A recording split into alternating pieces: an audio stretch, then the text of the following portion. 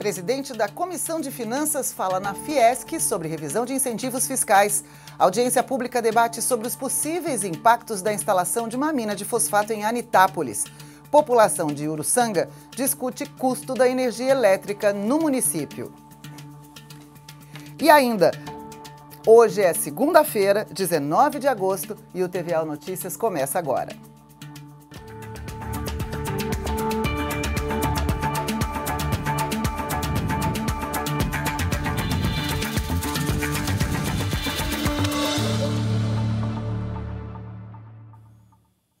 Boa noite. A inclusão das pessoas com síndrome de Down foi o tema central de um seminário realizado pela Assembleia Legislativa no município de Campos Novos. A importância dos grupos de apoio e tratamentos diferenciados, como a ecoterapia, estiveram entre os assuntos abordados. A cidade de Campos Novos, na Serra Catarinense, foi sede do primeiro seminário regional sobre síndrome de Down. Inclusão, ninguém fica para trás. Entre os temas abordados estavam os aspectos clínicos e o diagnóstico da síndrome de Down. O diagnóstico tem que ser um caminho da intervenção. Então, depois do diagnóstico, bem colocado aos pais, colocar para eles a importância da intervenção precoce. Técnicas de terapia e reabilitação também foram discutidas durante o seminário. Uma das novidades que deve ser inaugurada nos próximos meses em Campos Novos é um centro de ecoterapia, que usa cavalos no tratamento de crianças e jovens. Esse centro de ecoterapia ele terá uma abrangência de 400 atendimentos mês para 12 municípios aqui da região, né? Através de convênios com a AMA de Campos Novos. E o interessante é que nós vamos atender não só crianças com transtorno do espectro autista, mas também pessoas com todos os tipos de deficiência, né? Desde que seja indicado para a ecoterapia, principalmente a criança com síndrome de Down. Nós temos uma escola referência, que é a nossa AMA, que tem feito um grande trabalho e tentado ajudar as outras regiões também aqui mais próximas. E agora, com a instalação da ecoterapia, é um trabalho que vai se expandir cada vez mais e vai ficar referência cada vez mais no estado de Santa Catarina. O trabalho desenvolvido por entidades e grupos de apoio a pessoas com síndrome de Down também foi destaque no evento. Hoje a gente tem cerca de 9 instituições regulamentadas, isso quer dizer com CNPJ, estatuto aprovado, legalmente constituída. Mas existem muitos movimentos que acabaram nascendo com o avanço das tecnologias, como por exemplo grupos de WhatsApp, que são grupos que trocam informações e que fomentam e defendem o direito das pessoas regionalmente.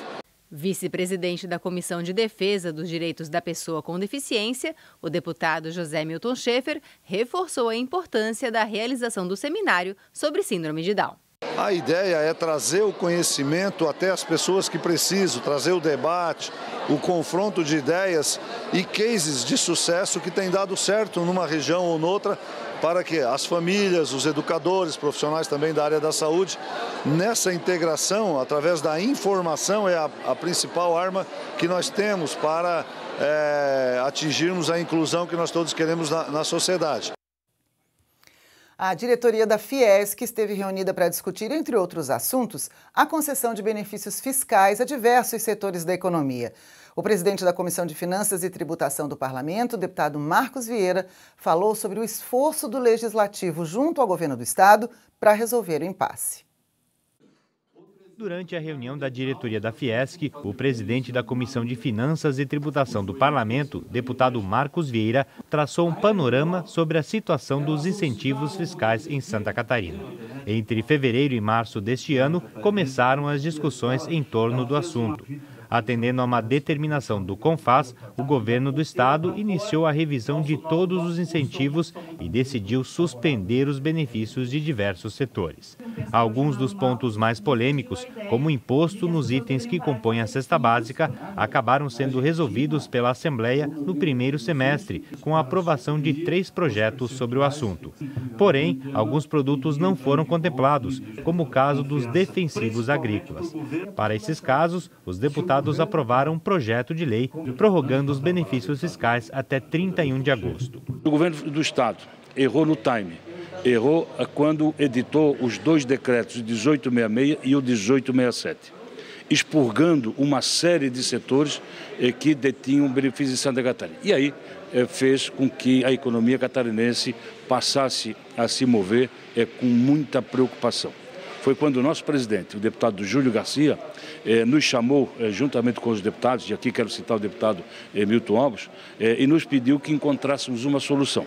O que efetivamente nós elaboramos então o projeto de lei, o de número 024, que deu origem à lei 17.720, aonde nós revogamos os parágrafos 2º, 3º e 4º da lei de diretrizes orçamentais e mais, demos um prazo ao governo para que pudesse apresentar para a Assembleia Legislativa o rol dos benefícios a serem revisados conforme determina a Lei Complementar 160. O projeto de lei que prorroga os benefícios fiscais para itens como os defensivos agrícolas seguiu para análise do governo do estado.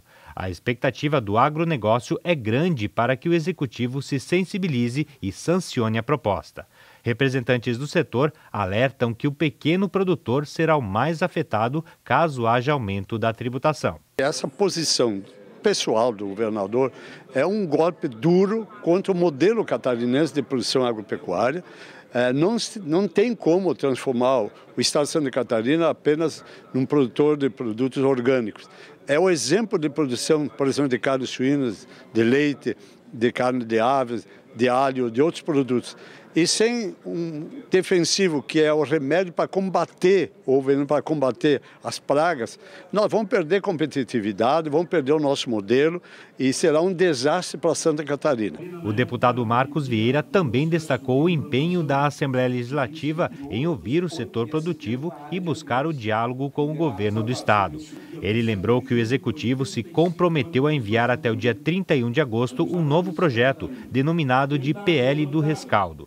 Essa nova proposta beneficiaria os 17 segmentos econômicos que não foram contemplados nas leis já aprovadas pelo Parlamento. Estive conversando essa semana com o secretário Paulo Eli e ele reafirmou o compromisso que assumiu lá na Assembleia Legislativa de até o final do mês remeter para a Assembleia o projeto de lei do rescaldo, contemplando outros segmentos, até porque o CONFAS também prorrogou o seu prazo agora até o dia 31 de dezembro.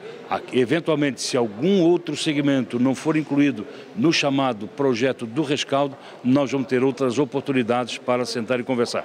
Caso típico, por exemplo, dos defensivos agrícolas em Santa Catarina. O presidente interino da Fiesc, Gilberto Seleme, reforçou a importância dos incentivos fiscais para a manutenção da competitividade da indústria catarinense. Ele destacou que a entidade e o setor produtivo estão abertos ao diálogo com o governo para resolver o impasse. O executivo tem que entender o que a indústria está fazendo, qual é o planejamento que a indústria tem. Não pode, de uma hora a outra, nós perdemos a competitividade, sabe? Porque nós estamos já exportando impostos, nós temos uma malha rodoviária muito ruim, a logística nossa não tem ferrovias. Então o custo Brasil, o custo Santa Catarina já está muito grande. E se nós colocarmos mais imposto em cima desse custo, nós vamos perder totalmente a competitividade. E uma sessão solene do Parlamento homenageou a Associação dos Municípios do Médio Vale do Itajaí.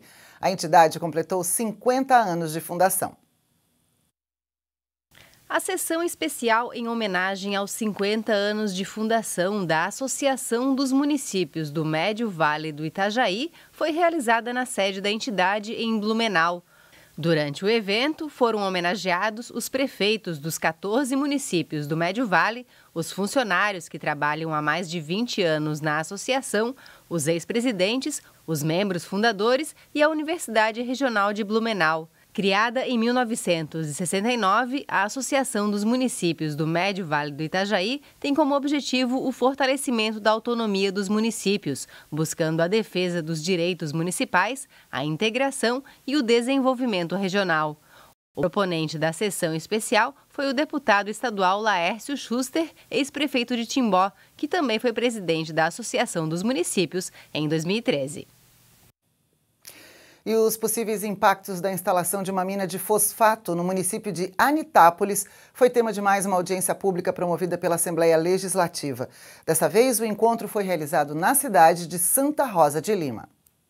Quais os impactos sociais, econômicos e ambientais que uma mineradora para a produção de fertilizantes pode causar numa determinada região? Este foi o tema de uma audiência pública promovida pela Comissão de Economia da Assembleia Legislativa, Frente das Barragens, Fórum pelas Energias, Água e Solo, em parceria com a Prefeitura.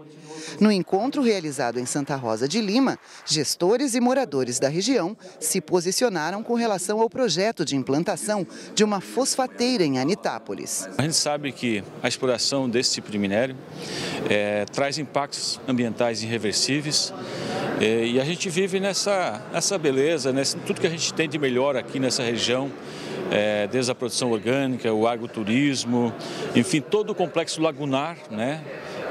Que será afetado certamente se houver alguma tragédia, como tem exemplos no mundo afora quase que diariamente acontecendo, e a gente não quer que isso aconteça aqui. Na Anitápolis ninguém fala nisso, é tudo contra. Se fizer uma audiência pública, está 100% contra. A gente mobiliza toda a população, nossas entidades, municípios vizinhos, para que a gente crie aqui um grupo muito forte em defesa aqui do Rio Braço do Norte, do Vale do Braço do Norte, né?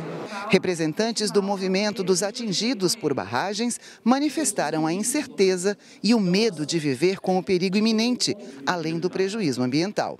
A gente costuma dizer que não são somente os rompimentos de barragens que geram perdas e danos para as populações que moram cerca desses empreendimentos, né? A gente experienciou os casos de Mariana e de Brumadinho, que são os casos mais graves, mas a própria ameaça de existir a barragem ou a barragem funcionando com segurança, ela também gera problemas, né, de ordem da saúde das pessoas, né, a contaminação da água, a contaminação do solo e do ar, já geram prejuízos, né, e perdas para as famílias. Para o proponente da audiência pública, que também coordena a Frente Parlamentar das Barragens, deputado Fabiano da Luz, a audiência demonstrou a vontade popular de livrar o Estado de uma série de problemas, inclusive de tragédias, como as de Mariana e Brumadinho, em Minas Gerais.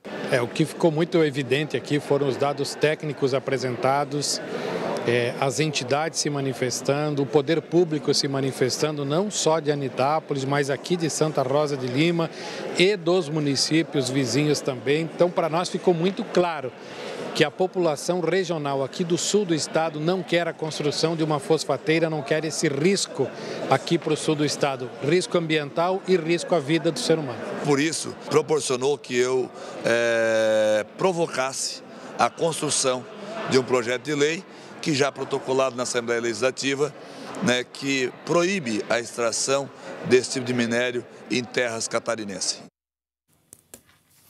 E você vai ver no próximo bloco, um Congresso Estadual dos Trabalhadores Surdos chama a atenção para o reconhecimento da Libras como um idioma. Nós já voltamos.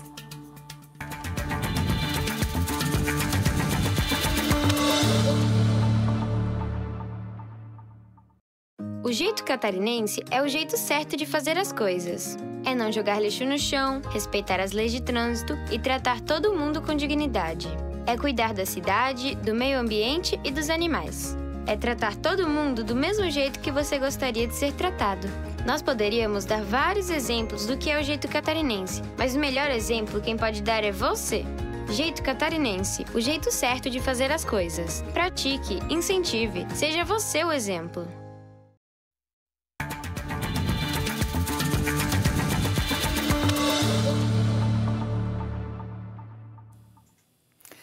E uma outra audiência pública foi promovida pelo Parlamento em Uruçanga, no sul do estado. O tema do encontro foi o preço das tarifas de energia elétrica cobradas na cidade. Há anos, moradores e empresários locais reclamam do alto custo e se mobilizam em busca de respostas. Quem vive em Uruçanga convive há muito tempo com um problema grave: o alto custo da tarifa de energia elétrica. São pouco mais de 20 mil habitantes convivendo com a energia mais cara do estado e a quarta mais cara do país. Uma audiência pública para tratar do assunto reuniu um público recorde para tentar reverter a situação. O pedido veio de um vereador da cidade. Aqui em Uruçanga, ele está 80% mais cara em relação ao Cocal do Sul, Forquilinhas mais de 100%. E a gente não pode conviver com uma situação dessas. Com a energia cara, as indústrias não se instalam no município. As que já estão em operação acabam procurando outras cidades com energia mais barata. Como resultado, queda na arrecadação e diminuição de empregos. O mesmo frio que nós sentimos aqui, os outros municípios sentem, o mesmo calor.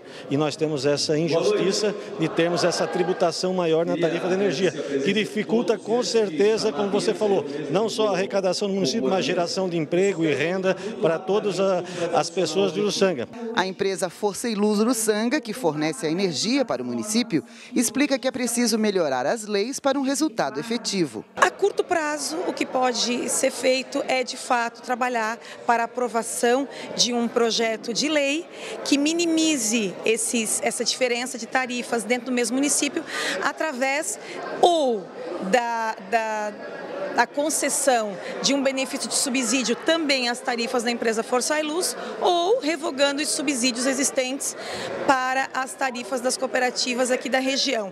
O representante da ANEEL, a Agência Nacional de Energia Elétrica, disse que a diferença nos valores aplicados em Uruçanga se deve ao modelo adotado para a distribuição no município. É uma concessionária pequena, então ela tem uma infraestrutura que é paga por pouca gente, poucos consumidores. Então, essa parcela da tarifa era mais alta mesmo por conta do tamanho da concessionária.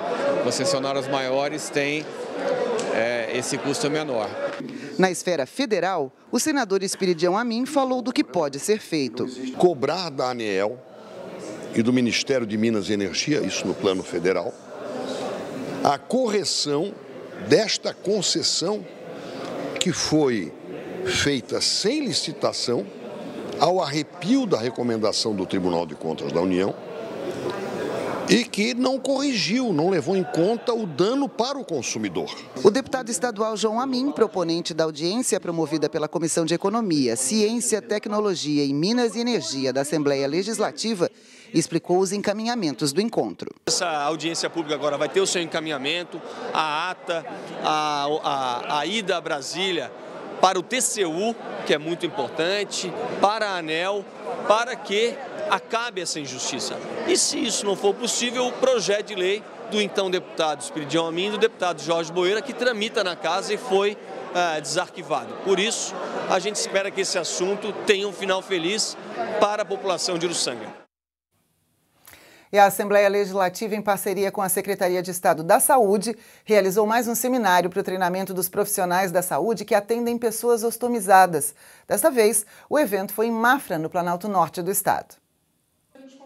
Mais de 100 profissionais da saúde de 13 municípios do Planalto Norte se reuniram num dos auditórios da Universidade do Contestado, em Mafra, para conhecer e discutir novas técnicas e práticas de atendimento a pacientes ostomizados, aqueles que têm uma abertura cirúrgica para colocar um órgão ou víscera em comunicação com o meio exterior, sendo que as mais comuns são no intestino, nas vias urinárias e garganta. Quando o problema é no intestino ou bexiga, por exemplo, eles convivem de forma temporária ou permanente com uma bolsa de colostomia e precisam de materiais e atendimento especiais. É uma situação que exige cuidados, né? E o profissional precisa estar capacitado para estar orientando esse usuário, orientando seus familiares quanto ao autocuidado, quanto ao cuidado com a ostomia, a utilização dos materiais. Tem toda a questão psicológica também que essas pessoas sofrem, né, no momento que eles fazem uma ostomia, que eles saem do hospital utilizando uma bolsa ou que eles passam por uma cirurgia. O presidente da Associação Mafrense da Pessoa Ostomizada é também coordenador da Associação Brasileira de Ostomizados na região sul. Ele comemorou a realização do seminário em Mafra na expectativa de que um número cada vez maior de profissionais da saúde tenham uma formação mais humanizada. Com essa capacitação, com isso aí, com um atendimento mais humanizado, melhora a qualidade de vida. A pessoa tem uma grande melhora na sua autoestima, voltando a seu convívio social e familiar, tirando ele desse isolamento e que muitas vezes esse isolamento leva a uma depressão. Seminários como este são realizados todos os anos nas 7 macro-regiões de Santa Catarina para atender os 295 municípios do estado. Este foi o terceiro de 6 eventos programados para 2019. Participaram enfermeiros e técnicos de enfermagem, nutricionistas, fisioterapeutas e uma série de outros profissionais da saúde. Cuidadores e pessoas ostomizadas também foram convidados. Aqui, os palestrantes discutem políticas públicas, oferecem treinamento e também apresentam novidades. O grande avanço deste ano é que a saúde pública de Santa Catarina padronizou e passará a oferecer materiais de ostomia respiratória, inclusive substituindo estruturas metálicas por silicone. A iniciativa é pioneira no país e foi comemorada por pacientes como o Eduardo, que teve câncer de garganta e convive há 1 ano com as dificuldades da traqueostomia. Principalmente na qualidade de vida, isso nos proporciona uma qualidade muito maior. Outra novidade é que aqui na região de Mafra, os profissionais da saúde de todos os 13 municípios estão sendo treinados para atender os ostomizados, que antes eram obrigados a viajar até as policlínicas das maiores cidades da região. Para os gestores da saúde no Planalto Norte, o seminário realizado pela Comissão de Saúde da Assembleia Legislativa, pela Escola do Legislativo e Secretaria de Estado da Saúde contribui com essa nova política. Hoje a atenção básica está assumindo esses pacientes e dentro da nossa região nós temos 250 ostomizados e é importante a orientação e a capacitação dos profissionais para que eles possam desenvolver um trabalho de qualidade com agilidade para os nossos pacientes. Este ano deverão ser realizados mais 3 seminários como este em diferentes regiões do estado. O próximo está marcado para Lages nos dias 24 e 25 de setembro. E foi realizado aqui no Parlamento o primeiro Congresso Estadual dos Trabalhadores Surdos. No evento, especialistas chamaram a atenção para a necessidade do reconhecimento da Libras como um idioma. Segundo dados do IBGE, aproximadamente 300 mil surdos vivem em Santa Catarina. Discutir maneiras de garantir o acesso, a permanência, a saúde e a segurança dessa população no mercado de trabalho foi o objetivo do primeiro Congresso Estadual dos Trabalhadores Surdos, realizado no plenarinho da Assembleia Legislativa. Uma das palestrantes foi a auditora fiscal do trabalho, Luciana Carvalho, que destacou as ações que vêm sendo desenvolvidas pela Superintendência Regional do Trabalho em Santa Catarina. Em Santa Catarina, nós temos feito um trabalho muito forte com as organizações, com os parceiros, com as pessoas com deficiência. Em termos geral, nós, um estado que tínhamos 38% de inclusão de uma lei de cotas de 40 mil pessoas, nós tínhamos só 38% dessas cotas preenchidas. Hoje, felizmente, em 2 anos, depois desse nosso trabalho em conjunto, nós já alcançamos 51%. Luciana também falou sobre as principais barreiras encontradas pelas pessoas com deficiência que buscam uma atividade.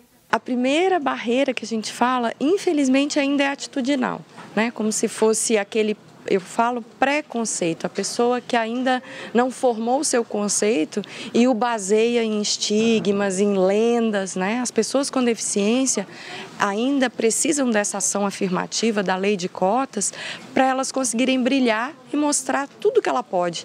E a gente tem casos que após a empresa fazer a contratação, inclusive em relação à pessoa surda, ela depois contrata muito mais porque vê que é um trabalhador como outro trabalhador, né, que apresenta boa produtividade para a empresa, e a gente vê que aquelas equipes que investem, as empresas, em diversidade, são aquelas que alcançam melhores resultados. Cristiane Batti, presidente da Associação dos Surdos de Laguna, também foi palestrante do Congresso e falou sobre as dificuldades que os surdos encontram ao procurar o mercado de trabalho. A maior dificuldade que hoje os surdos encontram no mercado de trabalho realmente é a barreira comunicacional. É a acessibilidade com relação às informações, porque os trabalhos são divulgados, as empresas divulgam suas vagas de serviço, porém os surdos acabam não tendo essas informações. Entre as ações que podem colaborar com a participação dos surdos no mercado de trabalho, Cristiane destacou a capacitação dos colegas na língua brasileira de sinais. Como se tu fosse colocar no lugar do outro, e como se nós pegássemos uma pessoa ouvinte e inseri-las ela numa comunidade no qual fale outra língua. Infelizmente aquela pessoa não vai conseguir se comunicar, então por isso que é importante ter essa comunicação em língua de sinais para ela poder fluir naturalmente, para o surdo também poder se desenvolver dentro desse mercado de trabalho. O congresso foi realizado em parceria entre a Associação de Surdos da Grande Florianópolis e a Comissão de Defesa dos Direitos da Pessoa com Deficiência da Assembleia Legislativa. Vai discutir muitas políticas públicas da educação de surdos, a educação bilíngue, a importância da comunidade surda em Santa Catarina, a importância do parlamento, tanto estadual quanto municipal, estar junto com a comunidade surda, interagindo políticas em prol da educação de surdos em Santa Catarina. Começa daqui a pouco em Garopaba uma sessão solene em homenagem à Rede Feminina de Combate ao Câncer no município. Serão homenageadas pessoas e entidades que fizeram história ao longo dos anos pelos serviços prestados pela entidade. A sessão foi proposta pela deputada Ada De Luca e aprovada por unanimidade pelos parlamentares. A reportagem completa desta sessão você acompanha amanhã nos nossos telejornais. E o TVAO Notícias fica por aqui. Mais informações você confere na nossa programação, no site, nas nossas redes sociais e amanhã, a partir das 8 da manhã, no Primeira Hora. Uma boa noite para você, uma boa semana e até amanhã.